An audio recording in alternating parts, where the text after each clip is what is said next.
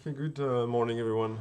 I'm going to do a little experiment. I am giving a workshop in 5 days, 4 days for the International Biogeographic Society about using Julia for spatial ecology research.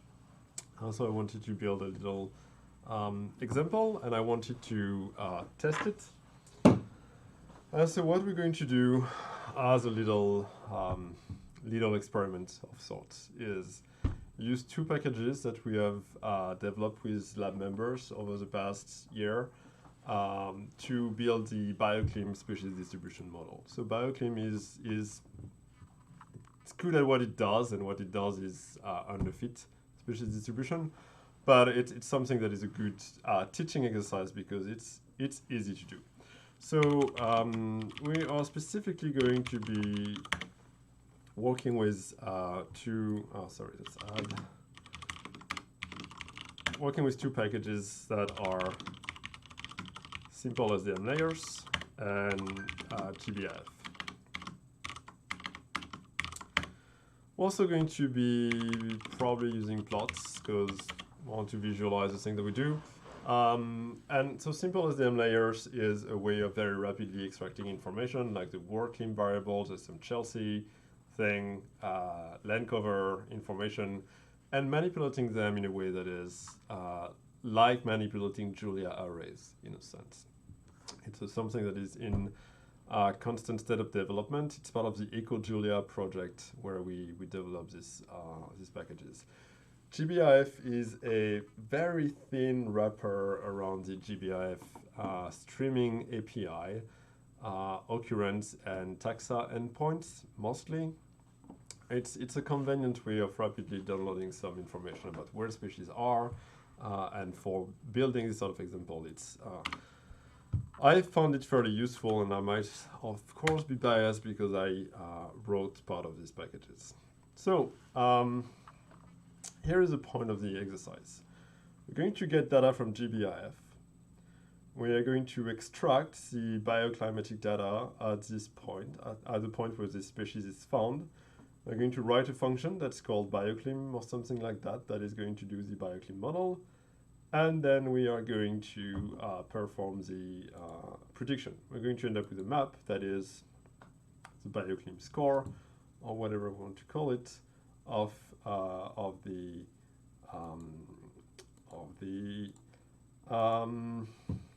species probability of occurrence, not probability, it's likelihood. It's the thing that BioClim gives you.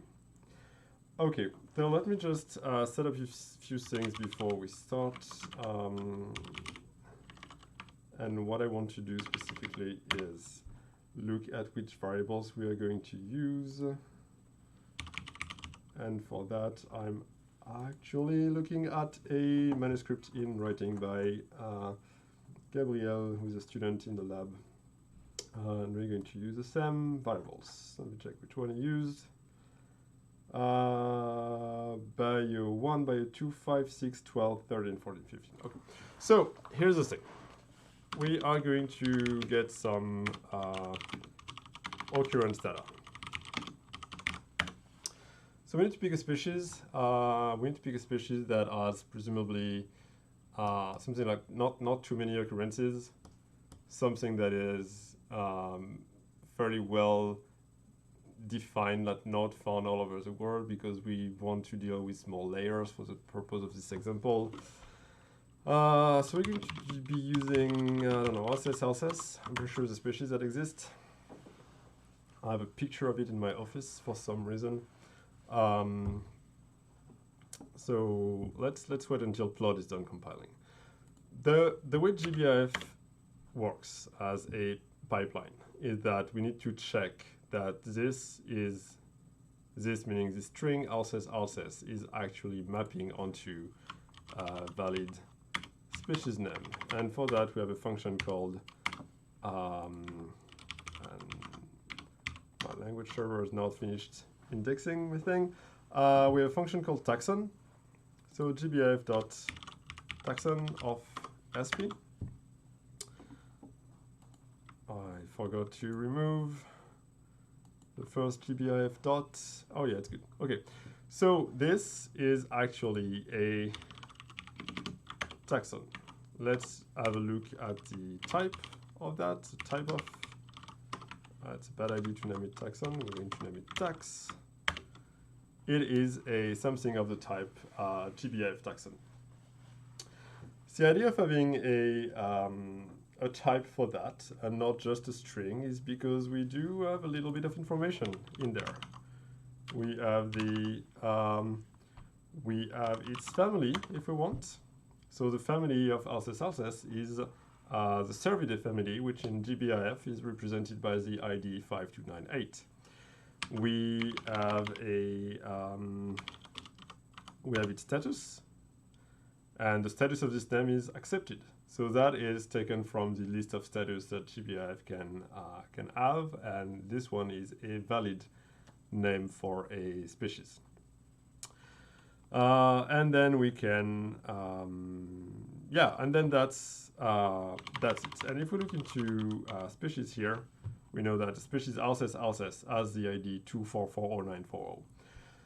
The reason we have this information is because that is going to be making the search for occurrences a little bit faster. We give the GBIF API as much information as we want. So let's get the occurrence data for this species.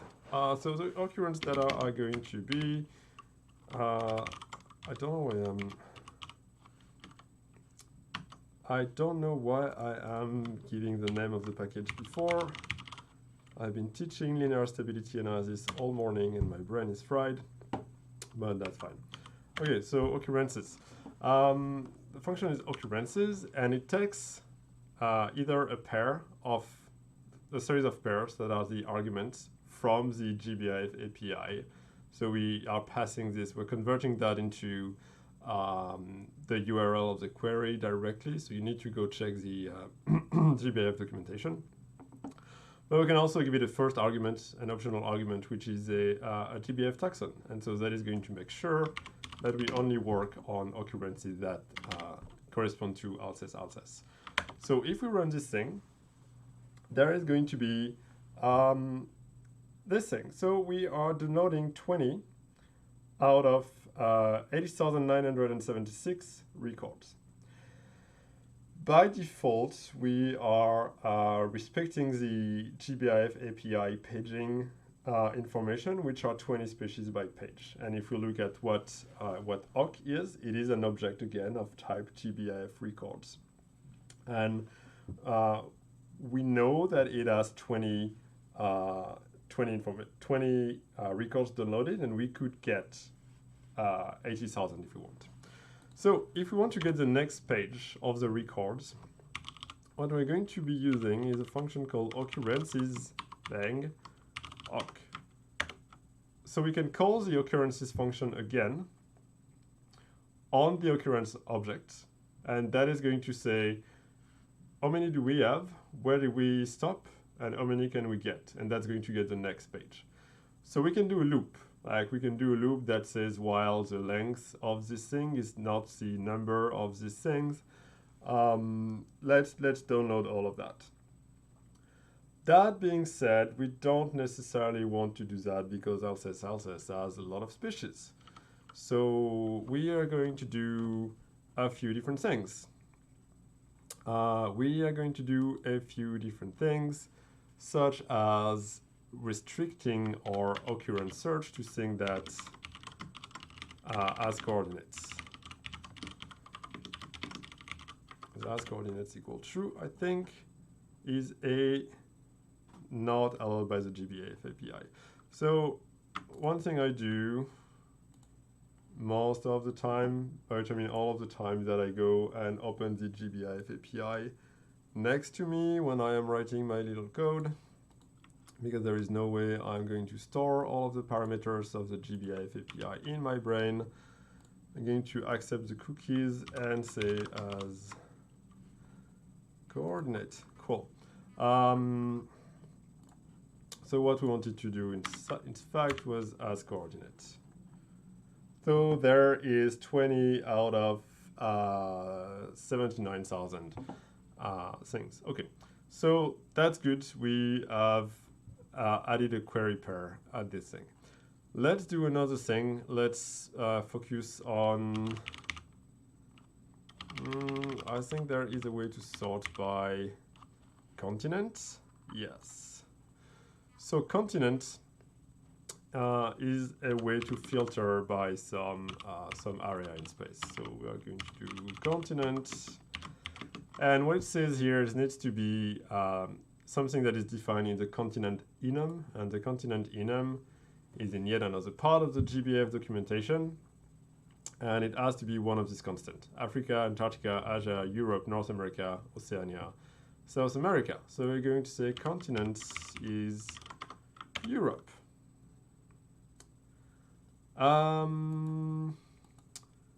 Why is it? Because it's a string? I don't know. Yeah, okay. So we have brought our query set to a more manageable size of about 20 out of 12,000 as opposed to 20 out of 80,000. And what we've done is that we know that it's going to be restricted to the correct taxon. It's going to be restricted to things that have a coordinate. It's going to be restricted to things that have a, you're not supposed to see that. It's going to be restricted to things that are in Europe. So that's good. We don't want to do all of them just because it's taking some time to retrieve. So we're going to check the length of this object. The length of Oc, it's 20.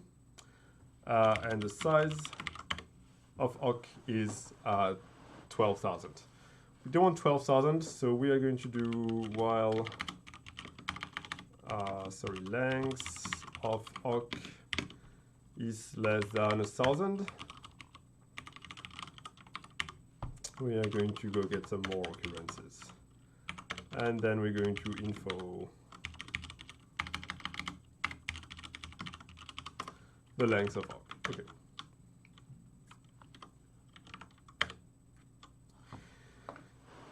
It's not something that we should be parallelizing. Like, it's something that is the package is not meant to be run on like using multi-threading or things like that at the moment. It's something that I would like to see happen at some point, but I haven't really found the time for it.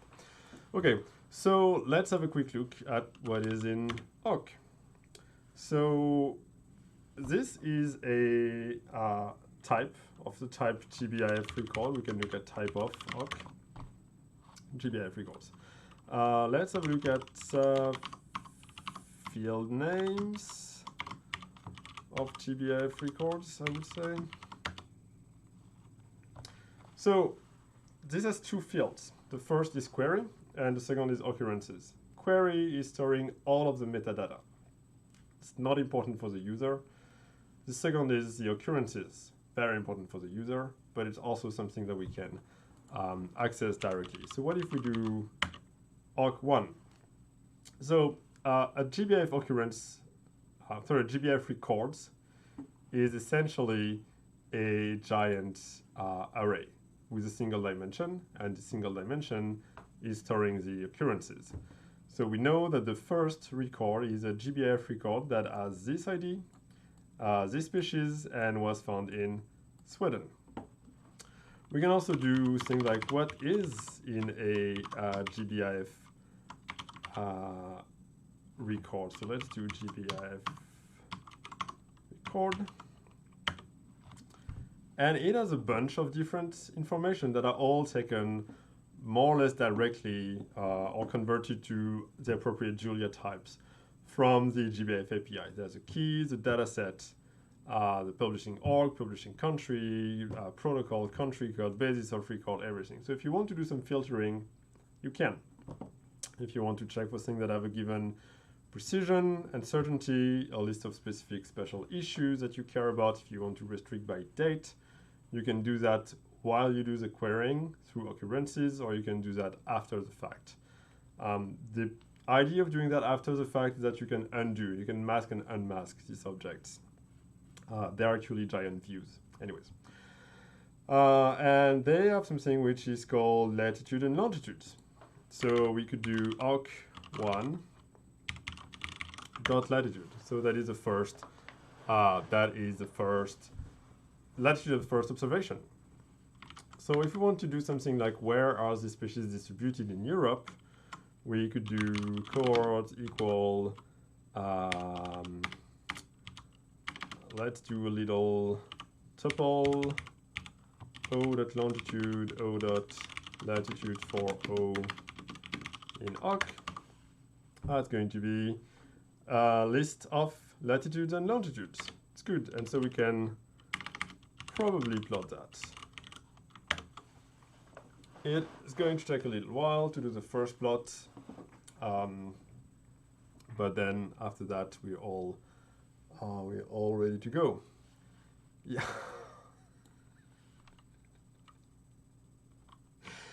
Congratulations to me then. I meant to do that. Scatter plot. Okay. That is the longitude here and the latitude here. That is looking suspiciously like the very north of Europe. Anyway. So that is a 1,000 observation of where Alsace is. And we can plot them and we can see that they sort of make sense. So, occurrence data, mission accomplished. What we want to do now is get some information about the bioclimatic variables at this point. So the bioclimatic variables that I want to use get bioclimatic variables. The one I want to use are I want to use 1, 2, 5, 6, 12, 13, 14, 15. In this simple SDM layers package, there is a function called WorldClim, and WorldClim is the 2.1 current climate database in WorldClim. There is also a function called BioClim, which is the Chelsea version of the BioClim variables.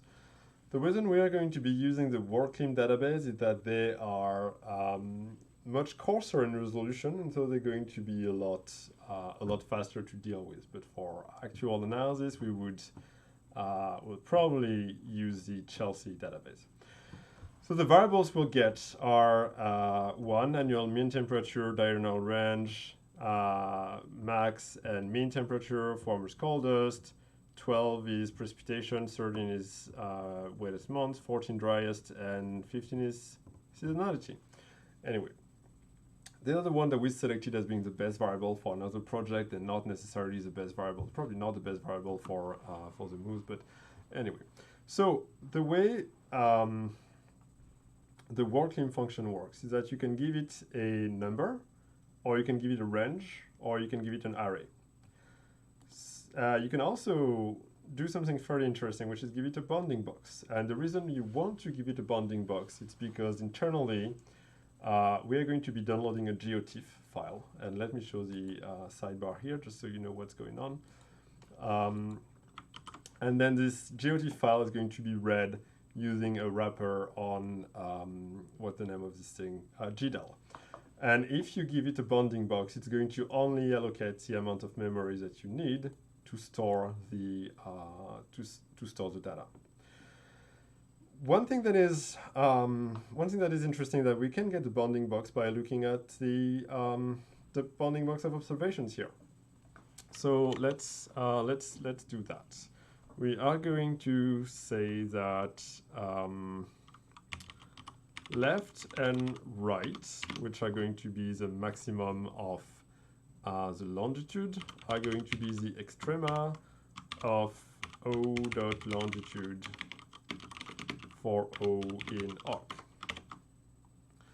That's like what is the leftmost longitude and what is the rightmost latitude. And we are going to multiply that by 0.9 and 1.1. Just because, well, you know what, we're going to add 2 degrees on each side.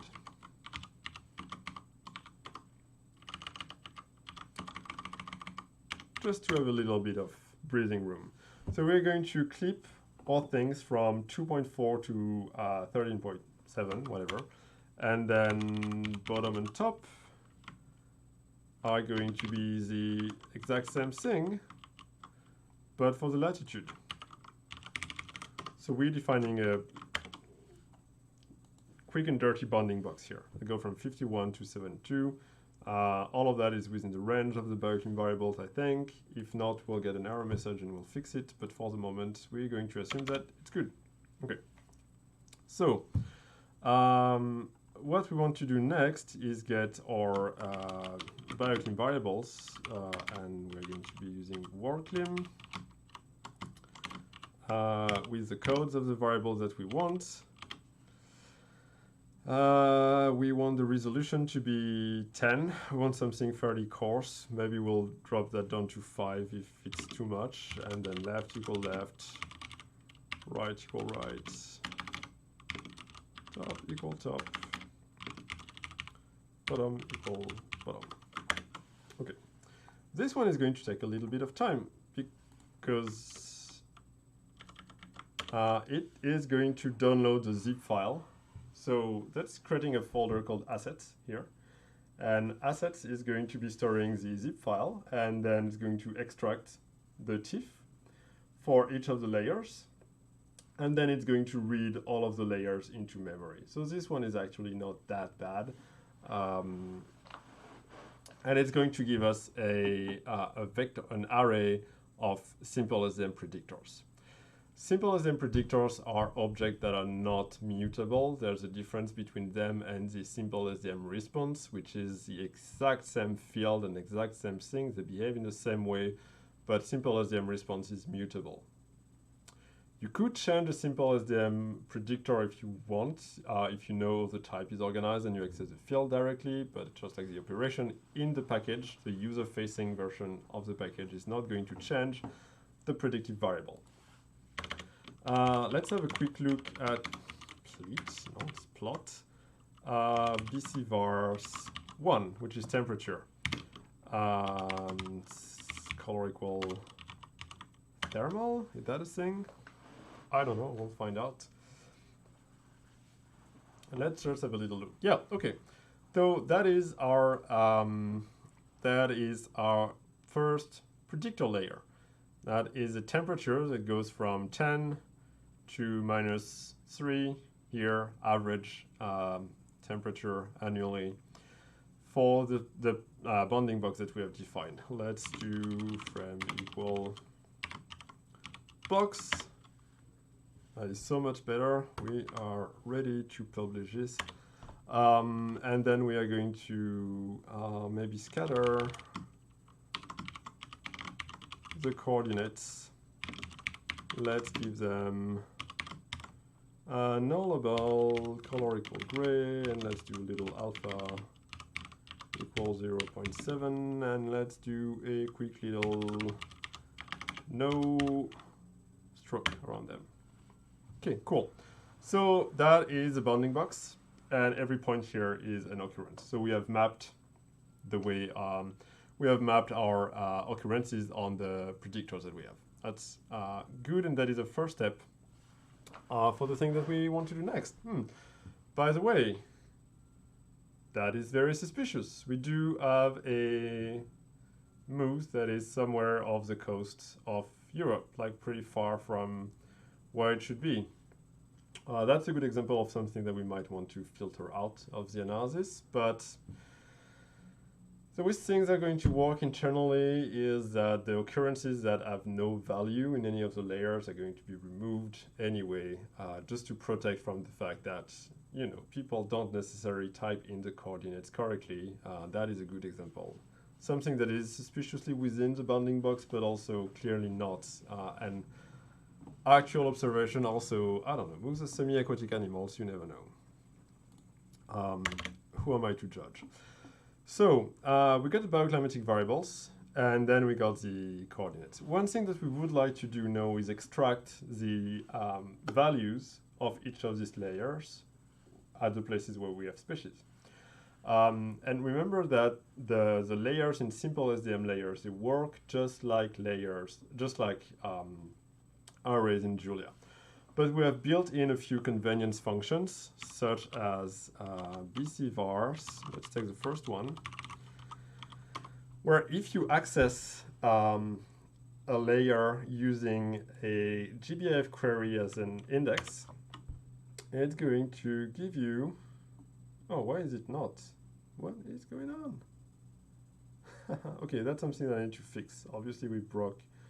That is something. Oh, now I know what it is.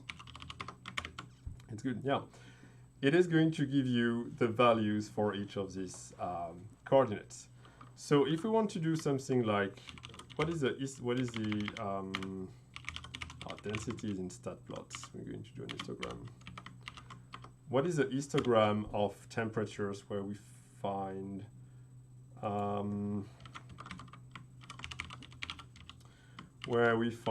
our species? It is going to be this thing. Okay.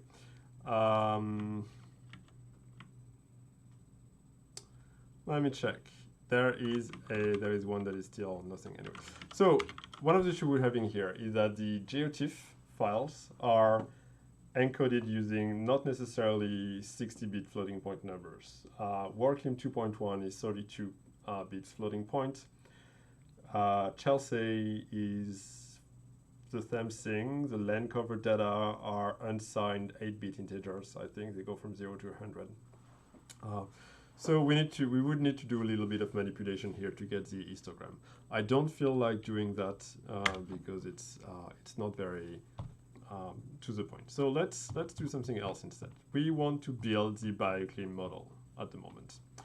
The way to build this BioClim model is not it's not going to be that difficult, because BioClim is actually very simple. It is it's based on a few operations. First, we are going to get the quantiles of where the species is found in the bioclimatic space. And what we want is 5th and 95th quantile. So let's do a thing like, let's add,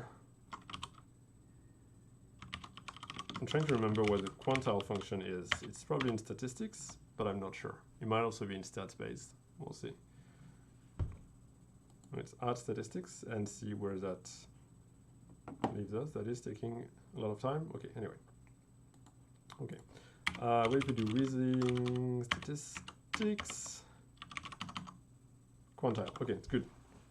So we want the quantile that are going to be, what is the 5th and 95th quantile of the distribution.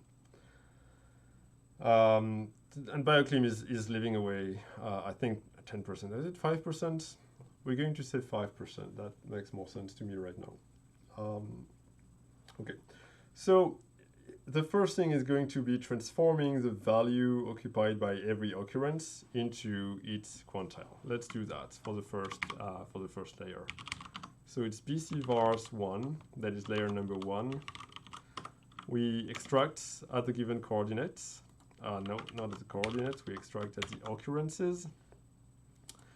And we are going to filter by removing is nothing.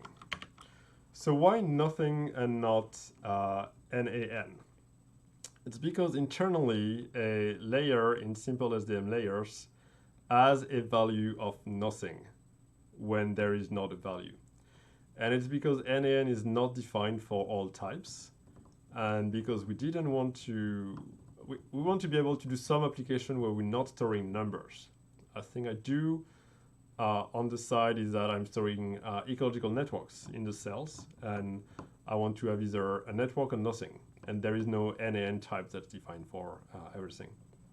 So a compromise, and there are other things we could have done, but for the moment, the simple SDM layers are either having nothing or a value that is assumed to be a number, and in 99% of the cases, it's going to be a number, and whenever you do plotting, you're going to assume that it's something that can be converted into a 64-bit floating point number, but it doesn't have to be. You can be a little bit creative if you want.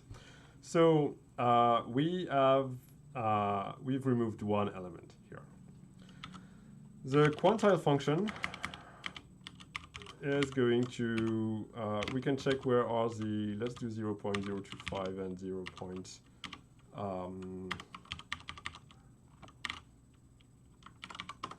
Yeah, these two. I forgot a parenthesis. Okay, so we could sort of, if you want to remove the top, the outmost 5% of occurrences, we would keep the value between minus 0.48 degrees and 7.4 degrees. That's the same. One thing that BioClim does as well is that it is assigning to every occurrence its value in the quantile distribution. So for that, we need another package, which is actually, this one is definitely stats, it's definitely stats-based. I'm going to add stats-based. Let me add these two here, using stats-based, using statistics. And we are going to build the ECDF value, the empirical cumulative distribution frequency for this layer. So instead of doing that, we are going to do ECDF for this thing. The ECDF function, right, let me check what that is. Yep, we're just going to convert that into a vector of float 32, because we know that works. Something that's really be done automatically by one of these packages anyway. All right, so ECDF is going to return a function, and that is going to be the quantile function for the first layers. So what that means that instead of having the value, we can have the quantile in it. So let's do a thing where instead of plotting the first layer, which is called BC vars 1, okay. What we're going to do is plot the quantile to which that corresponds. So simple SDM layers is it's overloading the broadcast method. And so we could broadcast QF across BC vars 1. That is giving us this information. So that's cool because we know that this tends to be the lowest temperature, quantile of 0, and this tends to be the warmest temperature, quantile of 1. And so we can see where the what the thing is. So as a side note here, it's not actually a side note, it's going to become pretty handy later on. I don't want to plot it, I want just the broadcast version. This broadcast is respecting the type of your input, right? So if you give it a predictor, it is going to return a predictor as well, which is fairly useful because it means that you can, if you want to apply a z-score, for example, or a quantile function, you still want that to be marked as an explanatory variable that's not going to be transformed. So it's not transforming the original object, it's giving you a new thing that is also of a type that is not mutable.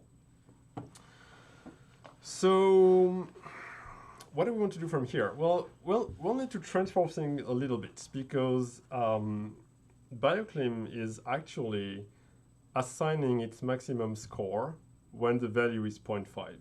So if you're right in the middle of the distribution, the environment with regard to this bioclimatic axis is assumed to be as optimal as it can be, which means that if something is larger than 0.5, we need to take its value and do 1 minus the value, and then we multiply everything by 2, I think, and it gives us something that is a value between 0 and 1.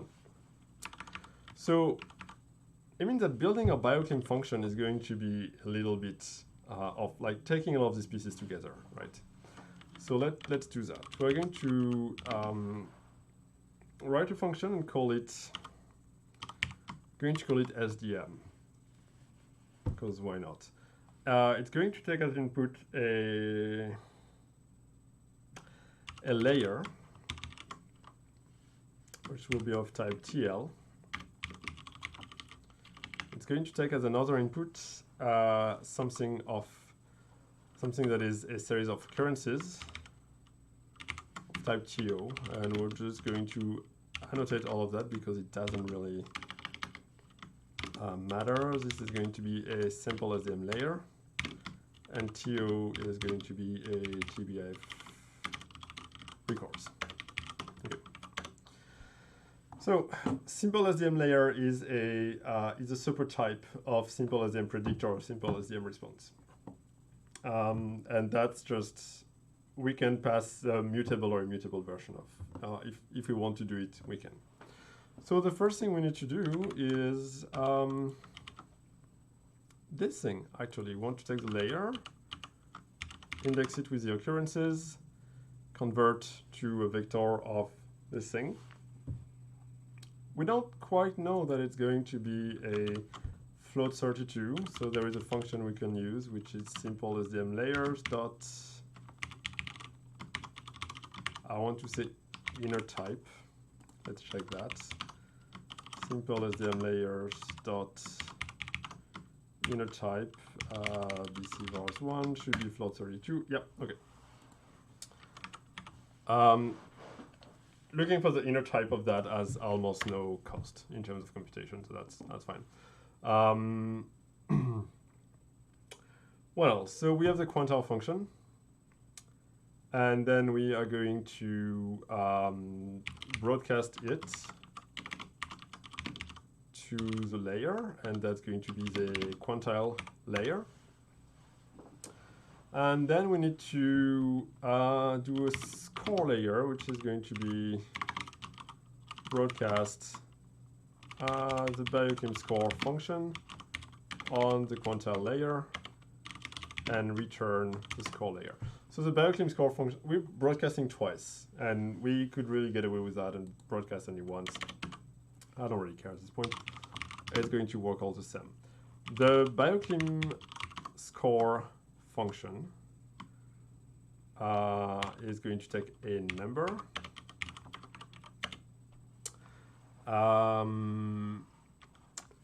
If I remember correctly, I do remember correctly because I wrote that actually, broadcast applied to a simple SDM layers is only going to be broadcasting to non-nothing entries. So we don't need to check that n is not nothing.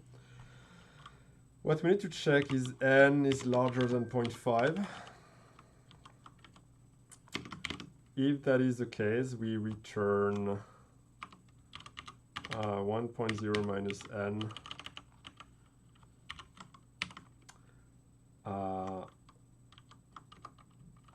We return 2, 1 minus 0 minus n.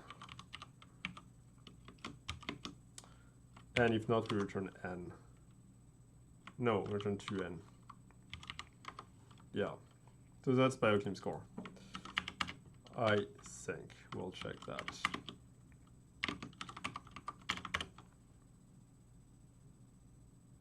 Oh, yeah. Okay. So let's check that we have everything. We calculate the Quantile function. We apply it to the layer. We transform the Quantile into a score. And that gives us a suitability layer. So if we do SDM of BC vars 1 for the occurrence,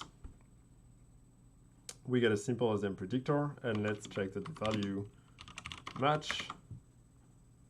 Yep. Okay, so that's good because the areas that are in black are going to be very non-suitable with regard to this layer. The areas that are in yellow are going to be most likely to be suitable with regard to this specific layer. So that's where we expect to find the maximum. You will notice that BioClim does weird things. Let's leave it at that for the moment. Next, we have a range of variables.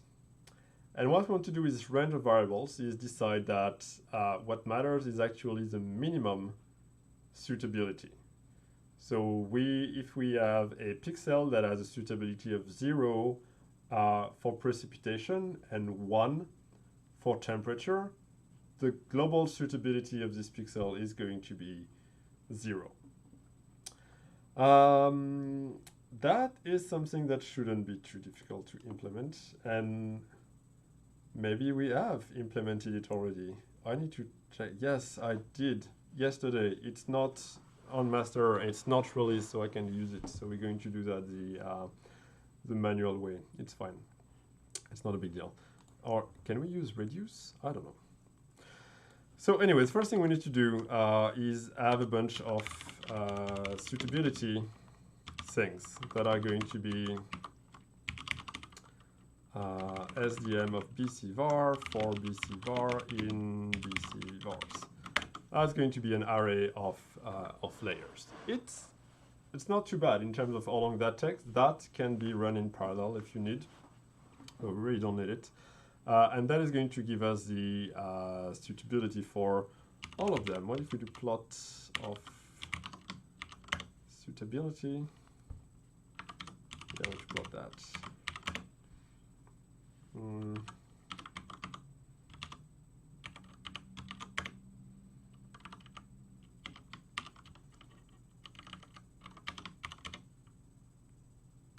Anyway, doesn't matter.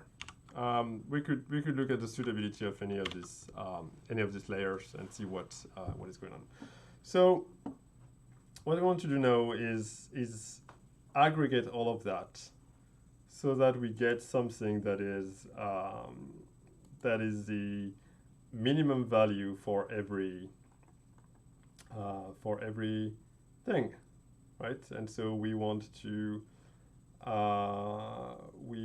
take all of the layers and report only the minimum value. I think, let's try this. So what if we do reduce minimum suitability? Object of simple, no.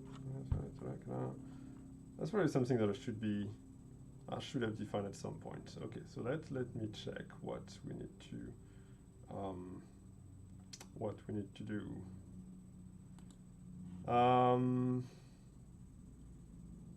If not, it's okay. We'll do it. We can always do it manually. Let's create a layer that says pred, and it's going to be similar to suitability 1.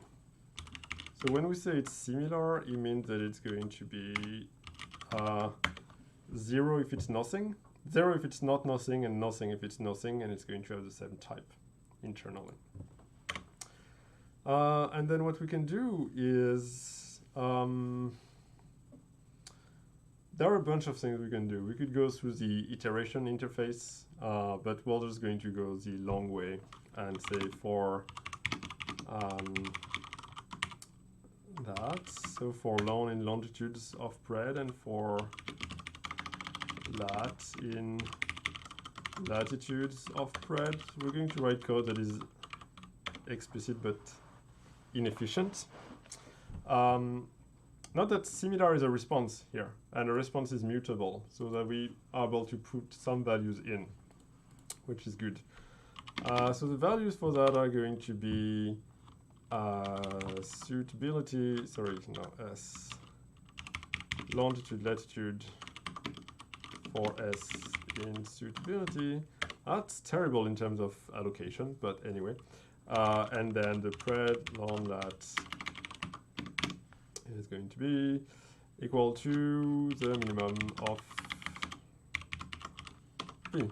We only need to do that if it's not nothing. If it's nothing, we know that there's no BioClim value here. Okay, so let's create a layer. Let's run this little loop. Went better than I expected, even so it's terrible code, and we can plot the prediction. And here we go. So that is actually the BioClim model in a nutshell, in a terribly written, way overlong for a workshop example. Oh, it's only 43 minutes. Anyway, So let's have a little look. Let's just change this abominable color palette. I don't know why this is the one that is here by default. Viridis is right here. It's nice. I like it. Let's add a frame. That is a box. Let's add a cylinder that goes from 0 to 1. Okay. So that is a map of the suitability of our area of interest for the species that we've used, which is Alsace, I think. So let's just go through the different steps of the code. Oh, before we do that, let's add. Let's do this thing where we do scatter chord. With the variable black C equal white. MS equals 4. Just like chords. I have a little bit of this. What's going on?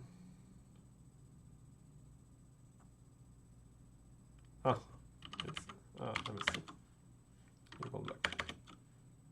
Yeah, okay. So that's the that is an overview of where we predict species to be and when we observe species to be. That is based on the BioClim predictions. Let's have a look at what we've done. So the first step was using GBIF to download some data. That's something we haven't done here, which is change the page size, because we have been retrieving data 20 at a time. But if we actually look at oc.query, it has an argument called, oh, it's not here, but we can use a page size argument, which can go up to, I don't know how much the GBIF API allows, 100, 200, something like that. So we can do a much bulkier download if we want. But long story short, we define a collection for occurrence records, and then we keep getting new records until it's done. We can extract the longitude of that and plot the coordinates if we want. That's not necessarily terribly useful, and that is the end of using the GBIF package itself. The next thing we can do here is define some BioClim variables that we like to use, define a bounding box, and then call the WorkClim function to extract them. If we want to do that with a model that is finer, like 5 arc minutes instead of 10, then we can change the resolution argument and see if we get a different answer. That is also going to take 4 times as long, because there are 4 times as many pixels as in the 10 arc minute resolution. We can do a little plot, we can overlay these things, and then we could extract the information to get the Quantile function, so on and so forth. The actual BioClim's core and function is not that long, and that thing could, you might argue, been done in a single function. But the point is, we create a function that gives us a quantile of where the species are. We transform the map predictor into a map of quantile, and then we apply the score to get a measure of suitability. Then we calculate the suitability as the predictors for everything, and we create one that is based on the minimum value. Something that is not released at the moment would let you do mosaic minimum suitability. That is going to do essentially the same thing as that, but it's a single line of code. So mosaic minimum is going to take all of the value across all the layers that overlap and return the minimum value. You could do average, you could do standard deviation. If you want to do the merge function in the raster package from R, it's mosaic maximum suitability. That's something that will be in a future release of the package, like this week or whatever. And then in the end, because there's also plot recipes for SDM layers, we can simply plot them and see what we have. So that was a not so short introduction to taking gbif.jl, simple-sdm-layers.jl, and putting them together to write a very simple and not at all fit for purpose species distribution model. And that is something that we will probably turn into a notebook and publish on the EcoJulia website if you're interested in reproducing this example. All right, thank you everyone. Take care and bye.